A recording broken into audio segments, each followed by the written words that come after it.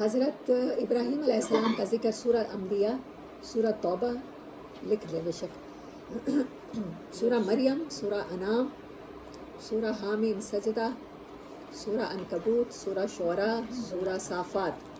1 2 3 4 5 6 7 8 صورتوں میں ہے غالباً۔ انبیاء، توبہ، مریم، انعام، حامیم سجدہ، عنکبوت، شعراء، صافات۔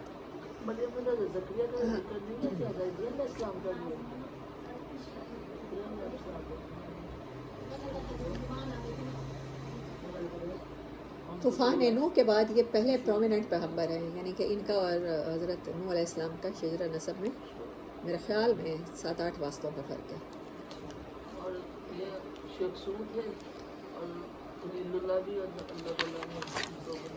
اچھا، حضرت ابراہیم علیہ السلام کے بارے میں اب میں نے جو سمی نے بتائی ابھی پہلی سملیرٹی وہی کہوں گی کہ غور و فکر، آپ نے اللہ کو خود پایا ہے، مطلب آپ پہ وہی اتری یا اللہ نے آپ کی مدد کی، وہ بہت بعد کی بات ہے، آپ اللہ کو سوچنا شروع کر دیا،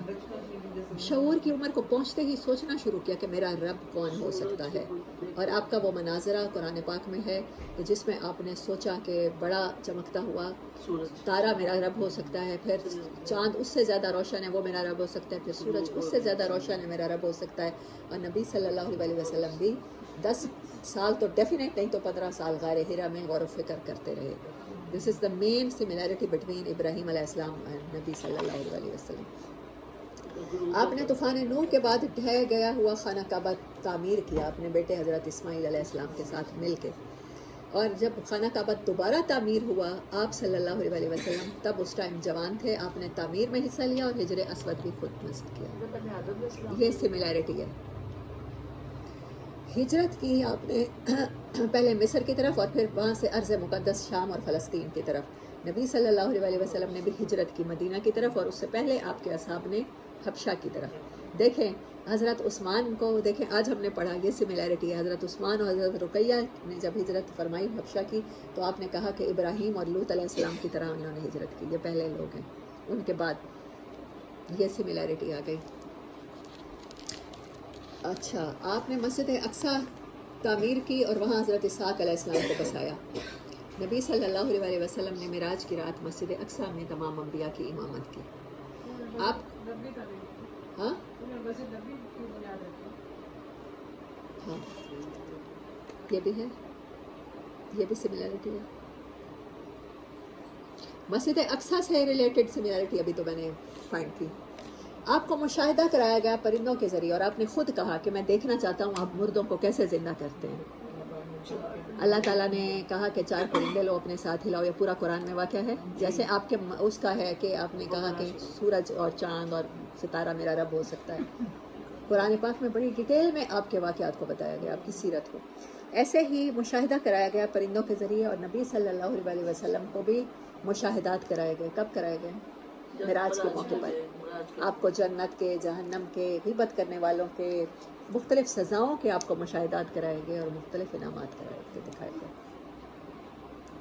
آپ کا مکالمہ ہوا نمرود سے، نبی صلی اللہ علیہ وسلم کا عملاً تو یہاں کوئی بادشاہ نہیں تھا، لیکن یہاں پر جتنے بھی مکہ کے سردار تھے آپ نے بہت دفعہ ان سے مکالمہ کیا، طائف میں جا کے مکالمہ کیا۔ انہوں نے حج کے لیے آواز لگائی۔ حضرت ابراہیم علیہ السلام نے جب خانہ کعبہ تعمیر کیا تو اللہ نے حکم دیا تھا ابراہیم حج کے لیے آواز لگاؤ۔ انہوں نے کہا تھا کہ ارد گرد تو کوئی نہیں ہے، بے آب ہو گیا، آپ نے، اللہ نے کہا تھا تیرے ذمہ آواز لگانا ہے، لوگوں کو پہنچانا میرے ذمہ ہے۔ نبی صلی اللہ علیہ وسلم نے ان کے خاندان ہمیشہ سے حج پر آنے والوں کی خدمت کرتا تھا، آپ پیدا ہی وہی ہوئے۔ جی، آپ نے جب یہاں پر تحویل قبلہ جب تک نہیں ہوئی تھی، آپ مکہ میں جب تک رہے تو آپ خانہ کعبہ اس رخ کی طرف نماز پڑھتے تھے، بیت المقدس کی طرف، مسجد اقصیٰ کی طرف، وہاں سے رخ کرتے تھے کہ خانہ کعبہ بھی آپ کے سامنے ہوتا تھا۔ حضرت ابراہیم علیہ السلام نے آنے والی نسلوں کے لیے پیغمبر صلی اللہ علیہ وسلم کو مانگا، ربنا وبعث فیہم رسولا منہم یتلو علیہم آیاتی ویعلمہم الکتاب والحکمۃ، اور پھر اللہ تعالیٰ نے کہا کہ ان کی جواب میں نبی صلی اللہ علیہ وسلم کو یہاں مبعوث کیا۔ وہاں تو ان کے بیٹے حضرت اسحاق علیہ السلام اور حضرت یعقوب اور ان کی بیٹے اور وہ نسلیں پیغمبر آ رہے تھے سارے، انہوں نے مکہ والوں کے لیے مانگا تھا نبی صلی اللہ علیہ وسلم، اور اللہ نے انہی میں سے حضرت اسماعیل کی اولاد میں سے پھر پیدا فرمائی۔ اس بیٹے کو مستقل یہاں آپ نے چھوڑ کے گئے تھے نا۔ آگ میں جبرائیل علیہ السلام کی رفاقت آپ کو نصیب ہوئی، کہتے ہیں جب آپ آگ میں ڈالے گئے نا، اس دوران حضرت جبرائیل آپ کے ساتھ رہے تھے، اور نبی صلی اللہ علیہ وسلم کو غار ہیرا سے لے کر آپ کے وصال تک مستقل 23 سال حضرت جبرائیل علیہ السلام کی رفاقت میسر رہی۔ مسلسل آپ تو غار ہیرا سے لے کر ان کے ساتھ رہے، وہ 40 دن رہے، اور بعض روایات میں ہے، تو روایات اسرائیلیٹس میں یہ ہے، تورات میں ہے، اولڈ ٹیسٹمنٹس میں ہے، تو لیکن جو قرآن کی جن باتوں میں قرآن ان کی تصدیق کرتا ہے، یہ ان میں سے ہے واقعہ آپ کے آگ میں جانے والا۔ آپ 40 دن غالباً وہاں رہے، ڈیٹیل قرآن نہیں بتاتا ڈیز کی، بائبل بتاتی ہے۔ جلدی سے اترے تھے جبرائیل مکہ کے ساتھ آپ کا تعلق حضرت اسماعیل کی وجہ سے قائم رہا۔ 3 دفعہ آئے، ایک دفعہ آپ کو چھوڑ کے گئے تھے، دوسری بار آپ جب آپ کو قربان کرنے کے لیے آئے تھے، تیسری بار خانہ کعبہ تعمیر کرنے کے لیے آئے تھے، اور چوتھی بار بھی آئے ہیں آپ کی بیوی کے لیے، پھر 5ویں بار بھی آئے ہیں آپ کی دوسری بیوی کے ٹائم پہ۔ یہ ملتا ہے کہ آپ مکہ آتے جاتے رہے تھے۔ اور نبی صلی اللہ علیہ وسلم نے مکہ چھوڑتے وقت کہا تھا کہ تو بہت پیارا ہے اللہ کے گھر کو، کہا تھا، لیکن کیا کریں کہ تیرے رہنے والے ہمیں رہنے نہیں دیتے۔ اور آپ جب وہاں پر گئے تھے نا مدینہ میں، یہاں تو آپ کے دل کی مراد پوری ہوتی تھی، چاہے مسجد اقصیٰ کی طرف منہ کرنا پڑتا تھا لیکن خانہ کعبہ کی طرف پیٹھ نہیں ہوتی تھی۔ مدینہ شام اور مکہ کے درمیان ہے، وہاں پر مسجد اقصیٰ کی طرف رخ کرنے سے خانہ کعبہ کی طرف پیٹھ ہوتی تھی، اور آپ ہرٹ ہوتے تھے، لیکن آپ ہرٹ ہوتے ہوئے کیا آپ نے زبان سے کچھ نہیں کہا، آپ اپنا چہرہ آسمان کی طرف اٹھاتے ہوئے، جس پر تقریباً 15 مہینے کے بعد اللہ تعالیٰ نے آپ کی اس محبت کو، جو آپ کے چہرے کا بار بار آسمان کی طرف اٹھنا تھا مکہ کی یاد میں، تو اللہ نے اس کے موقع پر کہا کہ ہم آپ کے چہرے کا اٹھنا دیکھ رہے ہیں، ہم جانتے ہیں کہ آپ کے دل میں کیا ہے۔ آپ خانہ کعبہ کو پیٹھ نہیں کر سکتے تھے، آپ کو تکلیف ہوتی تھی، تو اللہ نے آپ کا رخ ہی پھیر دیا کعبہ کی طرف، آپ منہ کر کے نماز پڑھ گئے۔ تو حضرت ابراہیم کا تعلق حضرت اسماعیل کی وجہ سے وہ خانہ کعبہ بار بار پلٹ کے آتے رہے، اور نبی صلی اللہ علیہ وسلم کا چہرے کا بار بار خانہ کعبہ کی محبت میں آسمان کی طرف اٹھنا، اور آپ کے چہرے کا پھیر دیا جانا، اور قیامت تک کے لیے اس ہم سب کے چہروں کا منہ طرف کعبہ شریف،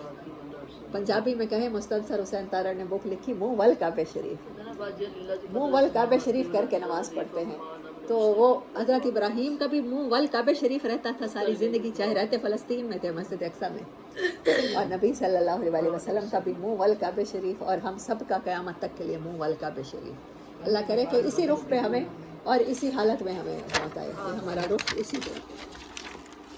ان کے والد نے اسلام قبول نہیں کیا، اور وہ اپنے والد کے لیے دعائے مغفرت کرتے رہے۔ نبی صلی اللہ علیہ وسلم کے جنہوں نے ماں اور باپ بن کے پرورش کی، جناب ابو طالب، وہ عملاً اسلام نہیں لائے، لیکن اسلام کو بڑا سپورٹ کیا، اور آپ ان کے لیے مغفرت کی دعا کرتے تھے جب تک کہ وہ سورۃ توبہ کی آیت نازل نہیں ہوئی غالباً، کہ ابراہیم کا دعا کرنا ہمارے وعدے کی وجہ سے تھا، تو آپ مات کریں۔